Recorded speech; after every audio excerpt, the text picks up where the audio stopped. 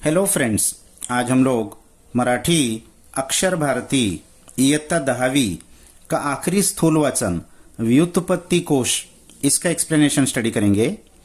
व्युत्पत्ति कोश यानी एटिमोलॉजिकल डिक्शनरी, यानी वर्ड्स के रूट्स दिए होते, ओरिजिन दिए होते, ये वर्ड कहाँ से आया उसकी हिस्ट्री बताई गई होती है। 9th स्टैंडर्ड में हमने विश्वकोश पढ़ा था यानी एनसाइक्लोपीडिया, और 8th में शब्दकोश पढ़ा था यानी डिक्शनरी, और 10th में हम अब व्युत्पत्ति कोश यानी एटिमोलॉजिकल डिक्शनरी के बारे में पढ़णे वाले हैं। तो इयत्ता 9वी मध्ये आपण विश्वकोशाची ओळख करून घेतली।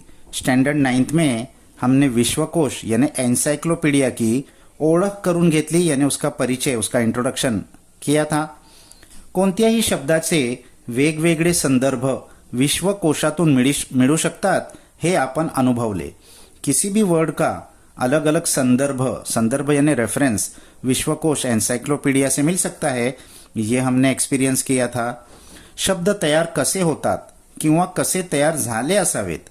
अब इस साल वर्ड्स कैसे बनते हैं या कैसे बने होंगे याची उत्सुकता आपल्या सर्वांच्या मनात असते। इसके बारे में उत्सुकता, क्यूरियोसिटी हम सबके मन में होती है कि ये वर्ड कहाँ से आया होगा। शब्दाची व्युत्पत्ती पाहणे ही भाषा समृद्धीच्या दृष्टीने आनंददायी प्रक्रिया है।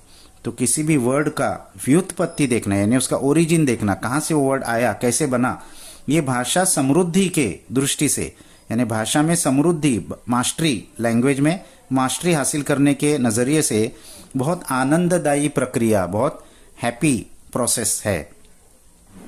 एखाद्या व्यक्तीने आपल्या मुलीचे नाव सई ठेवले। फॉर एग्जाम्पल, किसी एक इंसान ने अपनी बेटी का नाम सई रखा। सई हा शब्द संस्कृत मधील सखी म्हणजे मैत्रीण या शब्दावरून आलेला आहे। तो सई ये वर्ड संस्कृत का ओरिजिनल वर्ड सखी, जिसका मीनिंग होता है मैत्रीण, सहेली, इस वर्ड से आया है। हे कळल्यावर त्याला किती आनंद होईल, ये मालूम पड़ने के बाद उसको कितनी खुशी होगी अपने वर्ड का मीनिंग मालूम पड़ने के बाद। आपल्या परिचयाच्या शब्दांची व्युत्पत्ती कळल्यावर जो आनंद मिळतो, अपने परिचय के, अपने जान पहचान के शब्द की व्युत्पत्ति, उसका ओरिजिन मालूम पड़ने के बाद जो खुशी मिलती है, तो विद्यार्थ्यांना ही मिळावा, वो स्टूडेंट्स को भी मिले। व्युत्पत्ति कोशाची गरज व महत्व कळावे। व्युत्पत्ति कोश, ये जो एटिमोलॉजिकल डिक्शनरी है, इसकी गरज यानी इसकी नीड और इसका महत्व, इम्पोर्टेंस कळावे, बच्चों के समझ में आए। व शब्दांची व्युत्पत्ति अभ्यासण्याची सवय लागावी और वर्ड्स की व्युत्पत्ति, एटिमोलॉजी अभ्यासण्याची यानी पढ़ने की सवय, हैबिट बच्चों को हो, या हेतूने स्थूल वाचन विभागात समावेश असलेला हा पाठ महत्वपूर्ण है। इस हेतु, इस पर्पस से, इस मकसद से स्थूल वाचन विभाग में समावेश असलेला, इंक्लूड किया गया ये लेसन बहुत महत्वपूर्ण, इम्पॉर्टंट है। विद्यार्थ्यांना भाषेच्या प्रवाहात येणाऱ्या अनेक शब्दांच्या उच्चारांचे व अर्थांचे मूळ व्युत्पत्ति कोशाच्या अभ्यासातून उलगडतात। स्टूडेंट्स को भाषा के प्रवाह यानी फ्लो में आने वाले अनेक शब्दों के उच्चार यानी प्रोनाउंसिएशन, और अर्थ, मीनिंग, मूड, अर्थांचे मूड यानी अर्थ के भी रूट, अर्थ का भी मीनिंग, ये वर्ड ओरिजिन कहाँ से आया, ये विश्वकोश के अभ्यास से उलगड़तात। उलगड़ने यानी ओपन होना, रिवील होना, तो ये बच्चों को मालूम पड़ता है। शब्द हा एकच असतो व तो निरनिराळ्या परिस्थितींमध्ये निरनिराळी रूपे धारण करतो। कभी कभी क्या होता है कि वर्ड एक ही होता है, लेकिन अलग अलग परिस्थिति, सर्कमस्टेंसेस में वो अलग अलग मीनिंग धारण कर लेता है। जैसे होमोग्राफ्स, होमोफोन्स, त्या प्रत्येक रूपाला एक किंवा अनेक अर्थ प्राप्त होतात। वो अलग अलग रूप को, फॉर्म को एक या एक से ज्यादा मीनिंग हासिल हो जाते हैं। हे विद्यार्थ्यांना समझने हा या पाठाचा उद्देश्य है। ये स्टूडेंट्स की समझ में आ जाए, ये इस लेसन का उद्देश्य यानी ऑब्जेक्टिव, मकसद है। अब ये लेसन शुरू हो रहा है कॉन्वर्सेशन के साथ। माँ और बेटी के बीच में एक कॉन्वर्सेशन हो रहा है। खालील संवाद वाचा। संवाद यानी डायलॉग, कॉन्वर्सेशन। तो लड़की का नाम है राधा। राधा अपनी माँ से कह रही है, आई हे काय आहे ग कोपऱ्यात। माँ, ये कोपरे में यानी कॉर्नर में क्या रखा हुआ है। आई, अगं ती सतार आहे। अरे ये सितार है। सितार ये म्युझिकल इंस्ट्रूमेंट होता है, यहाँ इसका पिक्चर दिया हुआ है। ती आजोबांना इनाम म्हणून मिळाली महाराजांकडून। वो आजोबा को, ग्रैंडफादर को इनाम, बख्शिश के तौर पे मिली थी महाराज के तरफ से। पुराने राजा महाराजा होते थे, उनके तरफ से इनाम मिली है। गावाकडे होती ती आज आणली आहे. वो गांव में रखा हुआ था, आज उसको लेकर आया. राधा, इनाम. इनाम म्हणजे काय ग आई? इनाम, इनाम का मतलब क्या होता है मम्मी? तो आई हसून माँ हंसते हुए कहती है, अगर इनाम म्हणजे बक्षीस. अरे इनाम का मतलब होता है बक्षीस यानी गिफ्ट. राधा, अगं माझ्या वर्गातील तान्या आहे ना, अरे मेरे क्लास में जो तान्या है ना, तिचे आडनाव आहे इनामदार. उसका सरनेम इनामदार है. आई, हो मला माहित आहे ती, हाँ मैं पहचानती हूँ उसको. राधा, इनाम म्हणजे बक्षीस, मग इनामदार म्हणजे? अब वो अपनी माँ से पूछती है कि इनाम का मतलब तो बक्षीस हुआ, गिफ्ट हुआ, तो इनामदार का क्या मतलब हुआ? आई, कसा झाला असेल ग हा शब्द तयार? तो ये वर्ड कैसे तयार हुआ होगा? आई, थांब, आजोबांच्या खोलीत मराठी व्युत्पत्ती कोश आहे. रुक जाओ. आजोबा के ग्रैंडफादर के कमरे में मराठी व्युत्पत्ती कोश रखा हुआ, एटमोलॉजिकल डिक्शनरी रखी हुई है. आपण पाहूया हां त्यात इनाम शब्द कसा तयार झाला असेल.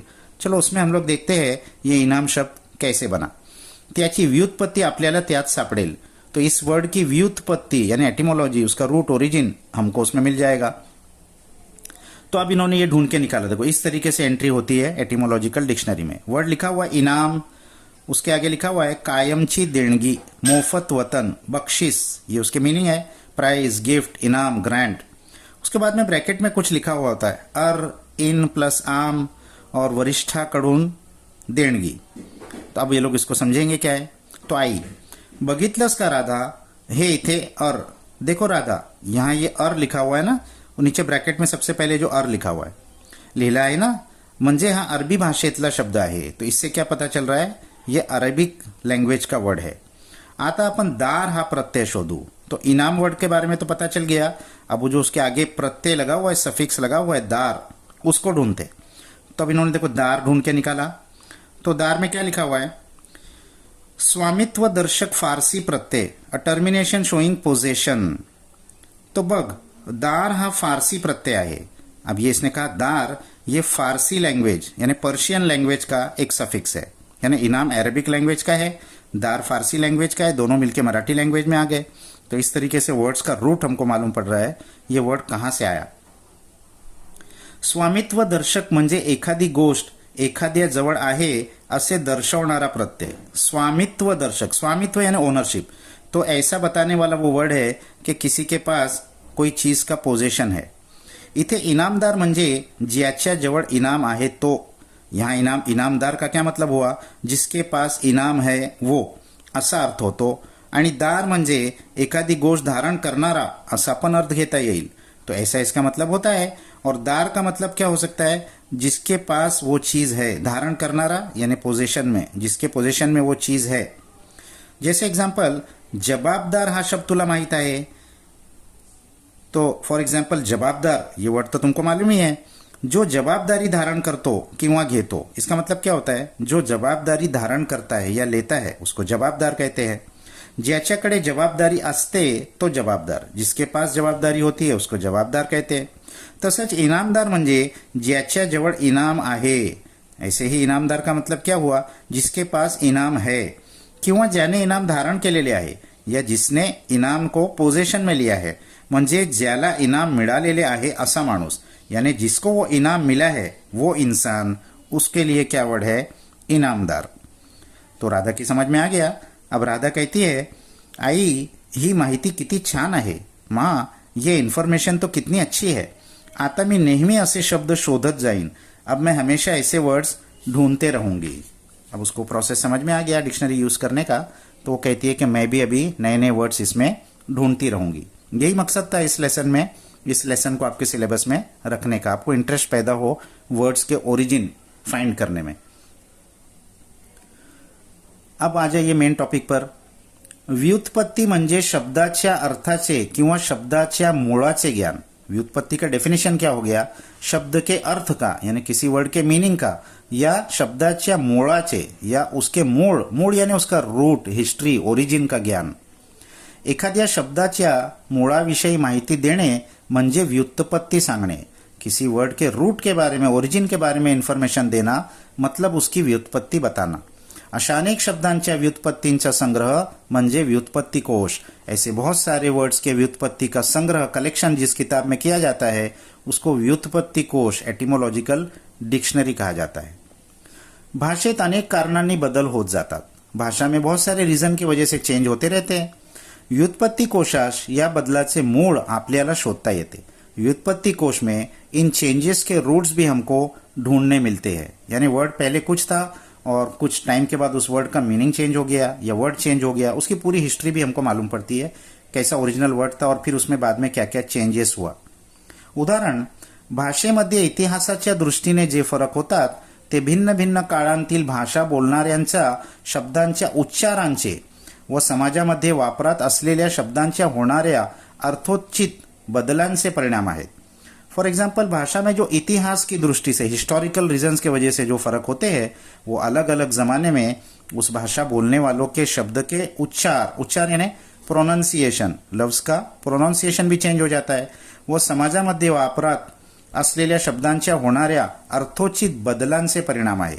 समाज में वो वर्ड के यूज करने में उसके मीनिंग में अर्थोचित यानी अकॉर्डिंग टू मीनिंग जो चेंजेस हो जाते हैं उसका रिजल्ट है। यानी वर्ड वही होता है, कभी कभी उसका मीनिंग चेंज हो जाता है हिस्टोरिकल रीजन्स की वजह से। व्युत्पत्ति कोश या बदलाचे स्वरूप स्पष्ट करतो। तो व्युत्पत्ति कोश इस जो चेंज होता है वर्ड के मीनिंग में उसको भी क्लियर करता है। उदाहरण, मराठीतील आग हा शब्द संस्कृत मधील अग्निपासून आला। फॉर एग्जाम्पल, मराठी लैंग्वेज में जो आग, हिंदी में भी आग होता है फायर, ये जो वर्ड है ये संस्कृत भाषा के अग्नि वर्ड से आया है। हे आपल्याला व्युत्पत्ती कोशामुळे कळते, ये हमको व्युत्पत्ती कोश से मालूम पड़ता है। भाषेत बदल होण्यामागे बऱ्याचदा सुलभीकरणाचे म्हणजे सोपे करण्याची प्रवृत्ती असते। भाषा में बदल होने के पीछे एक और इम्पोर्टेंट रीजन है सुलभीकरण। सुलभ यानी इजी, किसी वर्ड को इजी करने की वजह से, सोपे करण्याची प्रवृत्ति यानी आसान करने की जो प्रवृत्ति टेंडेंसी बिहेवियर होती है उसके वजह से भी चेंज होता है। कोई वर्ड मुश्किल लगता है तो नेक्स्ट जनरेशन वाले उसको इजी कर लेते हैं, शॉर्ट कर लेते हैं। उदाहरण, अग्निपासून आग हा शब्द तयार होण्यापूर्वी प्राकृतमध्ये अग्नि हा शब्द तयार झाला। फॉर एग्जाम्पल, अग्नि से आग ये शब्द चेंज होने से पहले प्राकृत यानी जो पुरानी भाषा होती है उसमें अग्गी हा शब्द तैयार झाला, यानी अग्नि से अग्गी बना और अग्गी से आग बन गया। सिंप्लिफिकेशन, इजी करने के लिए चेंजेस होते हैं। हा उच्चार सोपा होत होत मराठी, हिंदी यांसारख्या आधुनिक भाषांत त्यापासून आग हा शब्द तयार झाला। तो ये उच्चार, ये प्रोनाउंसिएशन सोपा होत होत इजी होते होते मराठी और हिंदी इन जैसी भाषा में, आधुनिक भाषा यानी मॉडर्न भाषा में वो आग शब्द बन गया। कुठलेही दोन भाषा बोलणारे भाषिक जेव्हा एकमेकांच्या संपर्कात येतात, अब एक और रीजन, कोई भी दो भाषा बोलने वाले भाषक यानी बोलने वाले लोग जब एक दूसरे के संपर्क में, कांटेक्ट में आते हैं, यानी कोई जगह होती है जहाँ बहुत सारे इलाके के लोग जमा होते हैं, जैसा मुंबई है, यहाँ पूरे इंडिया के लोग जमा है, तो अलग अलग भाषा सुनने को मिलती है, तेव्हा त्यांच्या भाषांतील शब्दांची देवाणघेवाण होते। तो उनके भाषाओं के वर्ड्स का देवान घेवान यानी एक्सचेंज होता है। एक लैंग्वेज से वर्ड दूसरे लैंग्वेज में और दूसरे से तीसरे लैंग्वेज में एक्सचेंज हो जाते। कभी कभी व्याकरणिक घटकांची ही देवघेव होते और कभी कभी तो ग्रामर का भी लेन देन हो जाता है। ग्रामेटिकल फॉर्म भी वर्ड्स के एक दूसरे लैंग्वेज से चेंज हो जाते। या सर्वांची नोंद व्युत्पत्ति कोशामध्ये पाहायला सापडते। ये सारी ही चीजों की नोंद, एंट्री व्युत्पत्ति कोश में हमको देखने मिलती है। यानी वो वर्ड का पूरा हिस्ट्री मिलता है, कैसा वो वर्ड आया, फिर उसमें बाद में क्या क्या चेंजेस हुए, किस वजह से हुए, पूरा सब कुछ उसकी हिस्ट्री हमको मिल जाती है। शब्द सिद्धीमध्ये आपण हे पाहतोच। तो शब्द सिद्धि यानी वर्ड फॉर्मेशन में हम ये देखते ही है। जैसे यहाँ पर एक उन्होंने टेबल बनाया है, भाषा मूल शब्द मराठी शब्द। तो भाषा संस्कृत, मूल शब्द तुंड, संस्कृत में वर्ड था तुंड, वो मराठी में चेंज होते होते होते इजी होते होते बन गया तोंड यानी माउथ। कन्नड़ में वर्ड था तुप्प, वो मराठी में चेंज होते होते इजी होते होते बन गया तूप। अरेबिक वर्ड है इत्र, ये मराठी में चेंज होके बन गया अत्तर। काळाप्रमाणे शब्दांच्या स्वरूपात, यांच्या अर्थात, त्यांच्या परस्पर संबंधात बदल होतात। काल यानी वक्त के हिसाब से जैसे जैसे वक्त गुजरता है, शब्दों के स्वरूप में, उसके फॉर्म में, त्यांच्या अर्थात, उनके मीनिंग में, त्यांच्या परस्पर संबंधात, उनसे एक दूसरे के इंटर रिलेशन में बदल होता है। आणि हे बदल अपरिहार्य असतात और ये बदल अपरिहार्य यानी इनएविटेबल है। कोई भाषा कभी एक ही लेवल पे तो नहीं रहेगी, चेंज तो होता ही है। निरीक्षण करा, तुमचे आजी आजोबा बोलत असलेली भाषा तुमचे आई बाबा बोलत असलेली भाषा, तुम्ही आणि तुमच्या भावंडांची भाषा। अब आप निरीक्षण करो, ऑब्जर्वेशन करो कि आपके आजी आजोबा यानी ग्रैंडफादर ग्रैंडमदर जो भाषा बोलते हैं और आपके आई बाबा आपके फादर मदर जो भाषा बोलते हैं, और तुम्ही आणि तुमच्या भावंडांची भाषा, तुम अपने भाई बहनों के साथ जो भाषा बोलते हो, तुम्ही आणि तुमच्या मित्रांमधील भाषा और आप अपने दोस्तों से जो भाषा बोलते हो, इन सब भाषाओं में कुछ ना कुछ फर्क होता है। हालांकि एक ही लैंग्वेज होती है लेकिन फिर भी उनके वर्ड्स में फर्क होता है। उदाहरण व्हाट्सएपची भाषा, एग्जाम्पल आजकल व्हाट्सएप की भाषा ले लो, वो कितना शॉर्ट फॉर्म में लिखते हैं उसमें। या सगळ्यात खूप फरक आहे हे तुमच्या लक्षात आलंच असेल। इन सब में बहुत फरक है, ये तो आपके ध्यान में आया ही होगा। कधी कधी पूर्वी अस्तित्वात असलेल्या एखाद्या शब्दाचा अर्थ हळूहळू बदलत जातो। कभी कभी तो पहले से कोई वर्ड अस्तित्व में एग्जिस्टेंस में है लेकिन उसके वर्ड का मीनिंग आहिस्ता आहिस्ता चेंज होते रहता है, यानी वर्ड सेम है मीनिंग चेंज होते जा रहा है। किंवा मूळ अर्थाबरोबरच आणखी एखादा अर्थ भाषेमध्ये स्थिरावत जातो, या कभी कभी उसका जो मूळ अर्थ है, ओरिजिनल अर्थ है, वो तो रहता ही है, उसके साथ साथ कोई एक और मीनिंग उसके साथ स्थिरावत जाते हैं, ऐड होते रहता है, उसका एक और मीनिंग पैदा हो जाता है। उदाहरण शहाणा या शब्दाचा अर्थ पूर्वी हुशार, बुद्धिमान, चालाक असा होता। तो फॉर एग्जाम्पल शहाणा ये जो वर्ड था, इसका मीनिंग तो पहले हुशार, बुद्धिमान, चालाक, इंटेलिजेंट होता था। हा शब्द सज्ञान या शब्दावरून आला असावा। ये वर्ड सज्ञान, सज्ञान यानी ज्ञान के साथ, उससे शहाणा यानी इंटेलिजेंट, ज्ञान वाला, नॉलेजेबल ऐसा आया होगा ये वर्ड। असे व्युत्पत्ती कोशावरून दिसते, ऐसा हमको व्युत्पत्ती कोश से मालूम पड़ता है। आता मूळ अर्था व्यतिरिक्त शहाणाचा अतिशहाणा असा अर्थ सुद्धा रूढ़ होता है। अब आजकल के ज़माने में उसका जो मूल मीनिंग था उसके अलावा अर्था व्यतिरिक्त यानी उसके अलावा शहाणा का अतिशहाणा यानी ओवर स्मार्ट। शहाणा का मतलब तो होता है स्मार्ट, लेकिन अब आजकल शहाणा किसी को बोलो तो उसका मीनिंग ओवर स्मार्ट में हो जाता है, यानी ज्यादा शहाणा बन रहा है, यानी ज्यादा ओवर स्मार्ट बन रहा है, ऐसा मीनिंग भी आ गया उसके अंदर। ऐसा अर्थ सुद्धा रूढ़ होता है, ऐसा उसका मीनिंग भी रूढ़, रूढ़ यानी वो एक्सेप्ट किया जा रहा है, आ गया है लैंग्वेज में। काही काळाने याची नोंद व्युत्पत्ती कोशात दिसण्याची शक्यता है।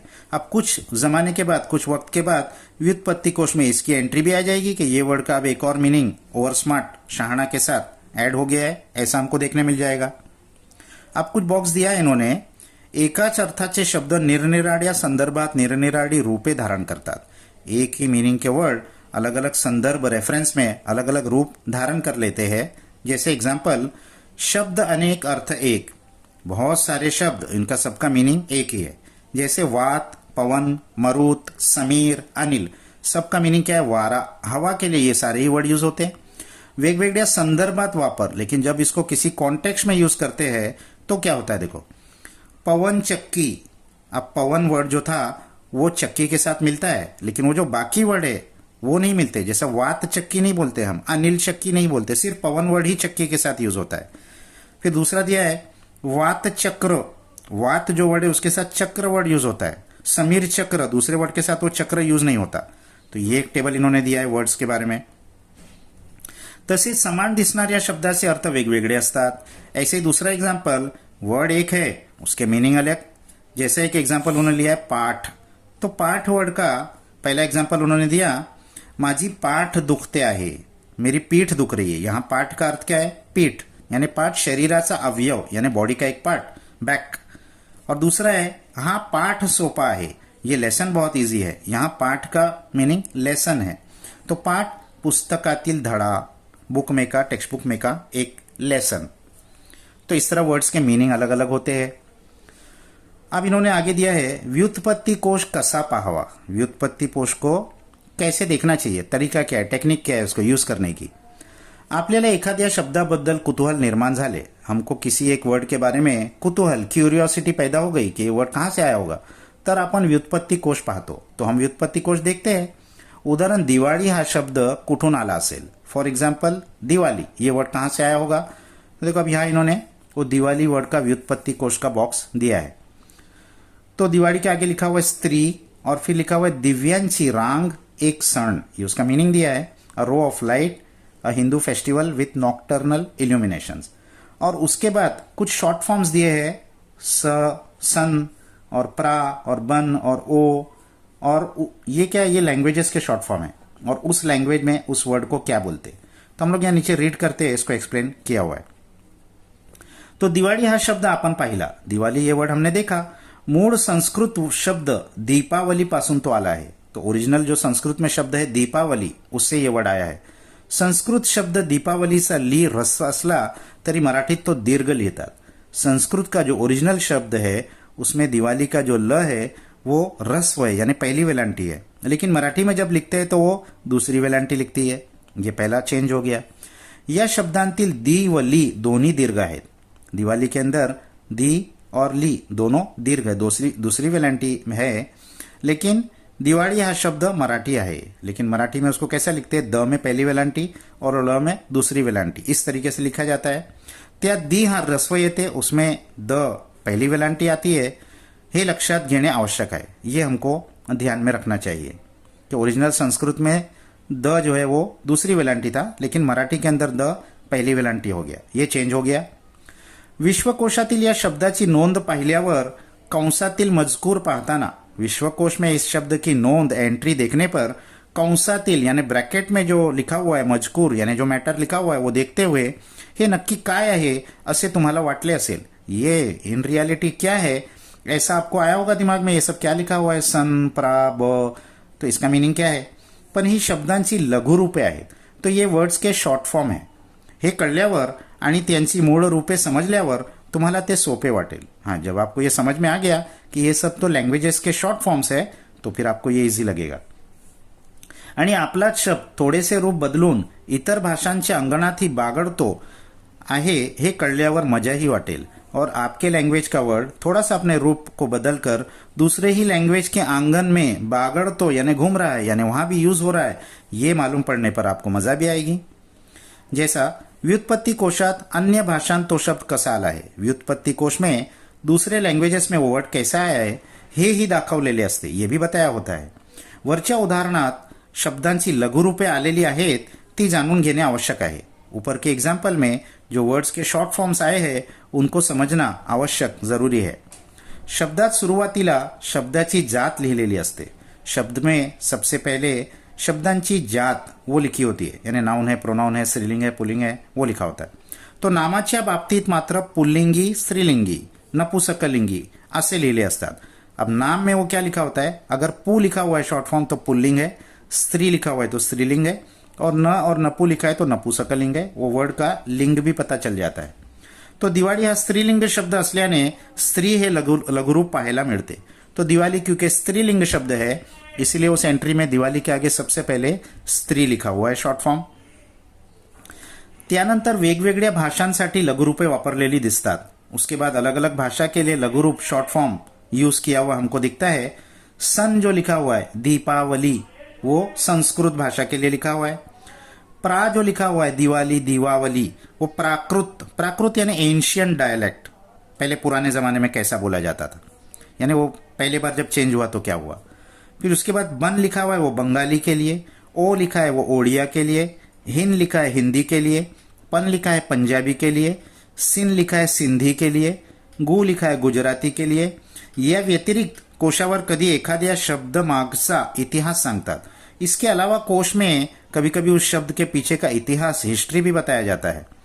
कधी कधी एखाद्या शब्दाची अन्य कोणी मांडलेली वेगळी व्युत्पत्ती सांगून ती त्यांना योग्य वाटते की नाही हेही सांगतात. और कभी कभी उस वर्ड के किसी और ने, बड़े स्कॉलर ने कुछ और व्युत्पत्ति बताया होगा, उसको भी मेंशन कर देता है कि हम तो ये बता रहे लेकिन किसी और स्कॉलर की ये राय है कि ये वर्ड यहां से आया होगा, वो भी मेंशन कर देते हैं उसमें. अब इसके बाद में ये जो टॉपिक आ रहे हैं दो, ये एग्जाम पॉइंट ऑफ व्यू से बहुत इंपॉर्टेंट है. एग्जाम में ये दो ही क्वेश्चन आते हैं ज्यादा. पहला है व्युत्पत्ति कोशाचे कार्य, बहुत इंपॉर्टेंट है. व्युत्पत्ति कोश का कार्य क्या है, उसका काम क्या है, उसका फंक्शन क्या है, यूज क्या है. तो 4 पॉइंट आपको याद रखना है. पहला, शब्दाचे मूळ रूप दाखवणे, वर्ड का मूळ रूप, उसका रूट, ओरिजिन, हिस्ट्री बताना. दूसरा, अर्थांतील बदल स्पष्ट करने, वर्ड के जो मीनिंग है उसमें क्या चेंजेस होते गए उसको क्लियर करना. तीसरा, उच्चारातील बदल व फरक दाखवणे, वर्ड के प्रोनाउंसिएशन में क्या बदल और फरक हुए वो बताना. और चौथा, बदलांचे कारण स्पष्ट करने, ये जो चेंजेस हुए इस किस रीजन के वजह से हुए वो भी क्लियर करना. तो ये 4 पॉइंट आपको ऐसे कैसे ही याद कर लेने हैं. इसके बाद में ये जो 6 पॉइंट दिया ये भी बहुत इंपॉर्टेंट है। ये दो क्वेश्चन ही एग्जाम में ज्यादा करके आते हैं, तो लक्षात ठेवा। पहिला पॉइंट इन्होंने दिया है 1938 साली मुंबई येथे अखिल भारतीय मराठी साहित्य संमेलन भरले होते। 1938 साल में मुंबई यहाँ अखिल भारतीय मराठी साहित्य सम्मेलन यानी all India Marathi literature function ये भरा था, हुआ था। दूसरा, स्वातंत्र्यवीर सावरकर या सम्मेलनाचे अध्यक्ष होते। इस सम्मेलन के अध्यक्ष स्वातंत्र्यवीर सावरकर थे। तीसरा, व्युत्पत्ती कोश रचनेचे कार्य हाती घ्यावे असा ठराव या सम्मेलनात मंजूर करण्यात आला। व्युत्पत्ति कोश की रचना की जाए, इसको बनाया जाए, इसका काम हाथ में लिया जाए, ऐसा ठराव, ऐसा प्रपोजल इस सम्मेलन में मंजूर करण्यात आला, एक्सेप्ट हुआ। यानी ये प्रपोजल इस सम्मेलन में रखा गया था जो एक्सेप्ट हो गया, हाँ ऐसा करना चाहिए। फिर चौथा, कृपा कुलकर्णी यांच्यावर या कार्याची जवाबदारी सोपवण्यात आली।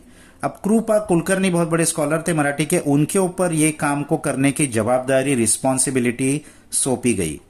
और पांचवा, बैरिस्टर मुकुंदराव जयकर यांच्या आर्थिक सहकार्यामुळे, बैरिस्टर मुकुंदराव जयकर बड़े लोग थे महाराष्ट्र के, उन्होंने आर्थिक यानी पैसे से मदद की व श्री दाजी साहेब तुळजापूरकर यांनी पुरस्कृत केल्यामुळे, और दूसरे एक बड़े आदमी थे दाजी साहेब तुळजापूरकर, इन्होंने इसको पुरस्कृत किया, स्पॉन्सर किया। तो इस वजह से व्युत्पत्ति कोश निर्मितीस भरीव मदद झाली। इस व्युत्पत्ति कोश के निर्माण करने में, फॉर्मेशन में बहुत ज्यादा मदद मिली, यानी इन्होंने फाइनेंशियल एड किया तो ये काम पॉसिबल हो सका। और छठा पॉइंट, 1946 साली या मराठी व्युत्पत्ति कोशाचे पहिले प्रकाशन झाले। 1938 में ये प्रपोजल आया था और कृपा कुलकर्णी को जिम्मेदारी दी गई थी, तो उनको 1946 साल तक उन्होंने काम किया, जब जाके ये पहला एडिशन इसका छपके प्रिंट हुआ, प्रकाशन झाले आणि इसका प्रिंट हुआ पहले एडिशन का। यानंतर ही व्युत्पत्ति कोशाच्या आवृत्त्या निघालेल्या आहेत। इसके बाद भी व्युत्पत्ति कोश की और आवृत्त्या यानी नए एडिशन्स भी आए हैं। विद्यार्थ्यांनी त्या जरूर पाहाव्यात, तो स्टूडेंट्स ने उसको जरूर देखना चाहिए। तो इसके अंदर ये लास्ट का जो 2 है व्युत्पत्ति कोशाचे कार्य 4 पॉइंट, और ये जो 6 पॉइंट दिए हुए हैं व्युत्पत्ति कोश के हिस्ट्री के बारे में,